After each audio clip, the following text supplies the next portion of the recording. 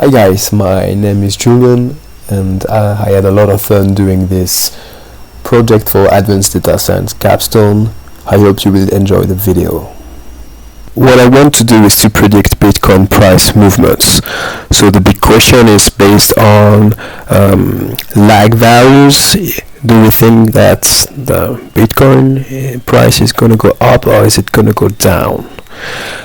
This is a typical supervised learning problem. It's actually a regression problem because we know that the output variable is continuous. One important aspect of my approach is that I'm not trying to predict Bitcoin price in terms of level because this is a time series that is non-stationary. So instead I'm going to look at the growth rate of Bitcoin, which is a stationary time series. It's kind of a good practice when you're trying to build a predictive model or focus on the time series that is stationary. In terms of features, I'm including lag values and in lag prices and lag volume. I'm also going to try to incorporate some variables that measure sentiment analysis based on Google Trends data.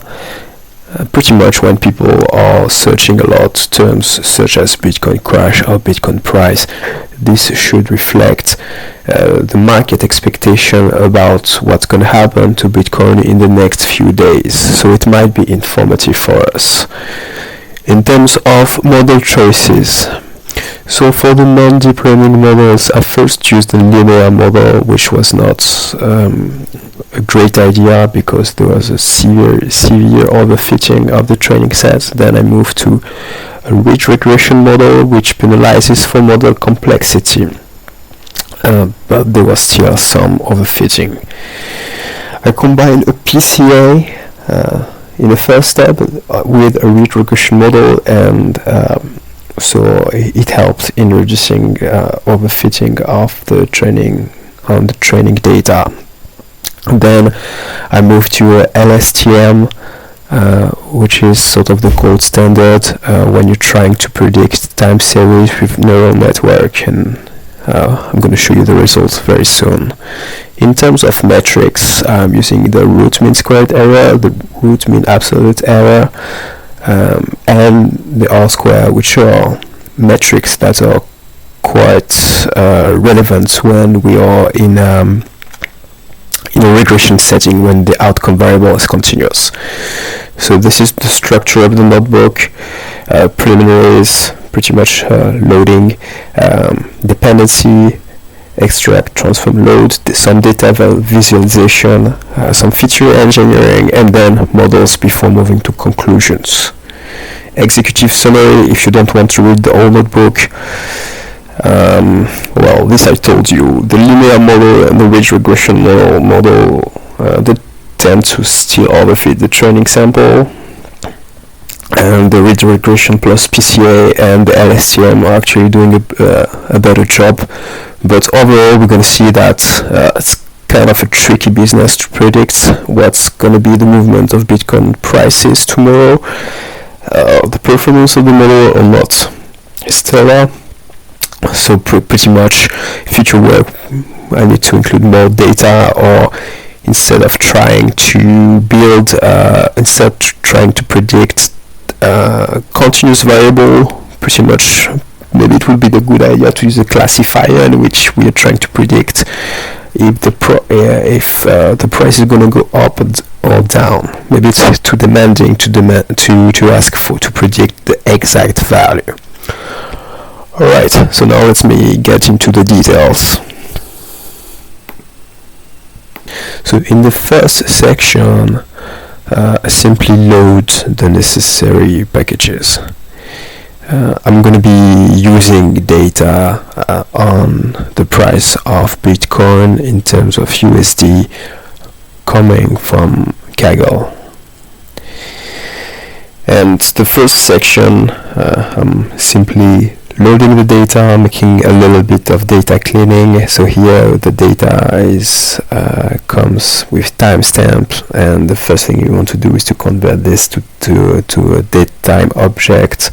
And I'm also aggregating the data at the daily level. Data visualization, the most important thing that we want to keep in mind is that for the period that I'm trying to use for my model, there was a giant increase at the end of 2017, and then this bubble just exploded and the price just went down. So it's going to be quite challenging to build a model that can capture this huge increase and huge decrease. So let me skip that, but you can read this yourself. I want to go to another thing which is interesting, which is Google Trends data. So Google Trends is a nice thing when you're interested in knowing what people are actually searching in Google. So what I did, I gathered data on Google Trends for the following terms: so bear market, bull market, Bitcoin bubble, Bitcoin crash, Bitcoin USD, and so on, with the idea is that people are actually searching those terms a lot. It should be informative about movements of Bitcoin in the next days. Right, so how it looks like. So when I'm plotting the interest in those specific terms, here how it looks like. So this is so first of all, the time series are normalized to be between 0 and 100, and one thing that is interesting is that the term Bitcoin bubble went up when the Bitcoin bubble was about to explode. Right, but so potentially it should have a lot of explanatory power. The downside first is that the data is at the monthly level, and we're trying to predict at the daily level, so it would be interesting to have data at the final level. Right, so feature engineering.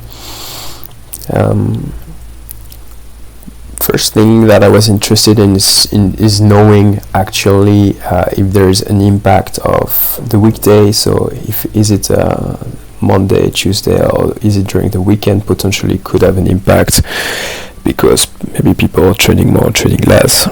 Here I'm generating lag values. So the lag values for Google Trend data. I'm also generating lag values for the growth rate in prices and growth rate in volume. And there is some merging the data from Google Trends and the data on the Bitcoin price. Right, so this is now let me try to explain a little bit my modeling strategy. Okay, so now let's try to move to the fun part, that is the models. So here there's a little bit of work to actually split the data between the test and the train samples. And the first thing that I was interested in is knowing actually just using a simple linear regression model, can you actually make good predictions? And this plot is interesting, so it shows you the true value, the true realization of the growth rate, and the value that is predicted by the model. Ideally, if the model would be perfect, we would be all the points would be on this black line where the model actually perfectly predicts the values, but in reality we have those blue lines.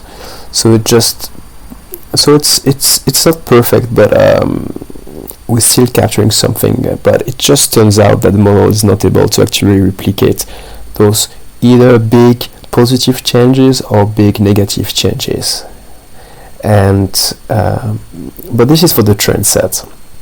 So let's see how well we perform in terms of in the test set. So in the test set, this is actually quite disappointing.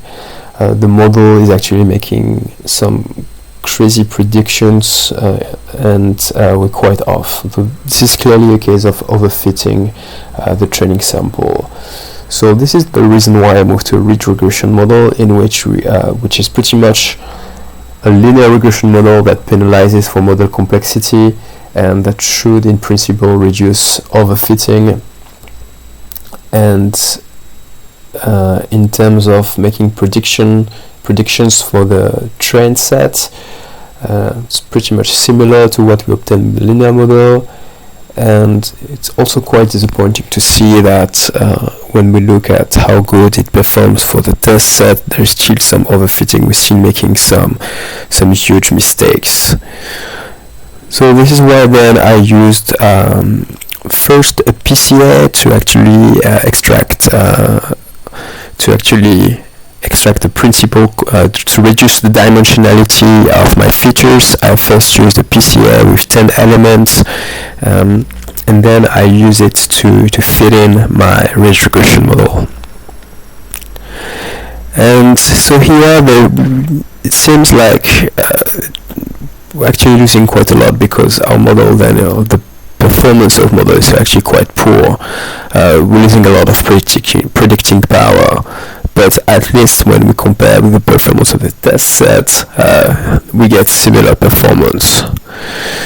So overall, we are not overfitting the model anymore, but then we're not predicting much, and this is a bit disappointing. So this is why maybe all those simple models are not actually powerful enough. So this is why then I move to LSTM. Which is a neural network infrastructure, which is especially tailored to actually study time series. Here there's a little bit of work to actually get the data in a good shape. It's also a good thing to actually scale your data. And here is the infrastructure I'm using. Right, so I'm using 28 box, batch size 32. And so when we look at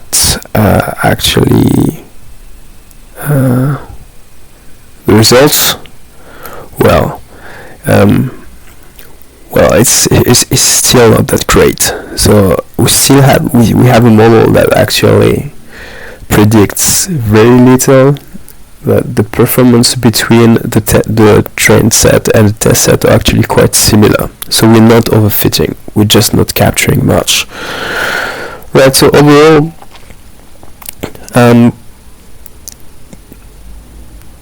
the summary of this exercise is that I probably want to use more data here. Just using lag values and Google Trend data, we don't get much. So we probably want to include other cryptocurrencies or other assets, and I think one of the issues is that Google Trend data is at the monthly it's monthly data, and here we're trying to predict daily changes, so it would be quite nice actually to use sentiment analysis with daily data. Also, one suggestion to improve the result would be to use a classifier instead of a regression. Here maybe we're a bit asking too much to predict the level. Maybe we should predict a binary outcome, such as is it going to go up or is it going to go down, and maybe it would be more appropriate and we get better results. Thank you for watching. I had quite a lot of fun with this project, and certainly will work on it to make some improvements. Bye.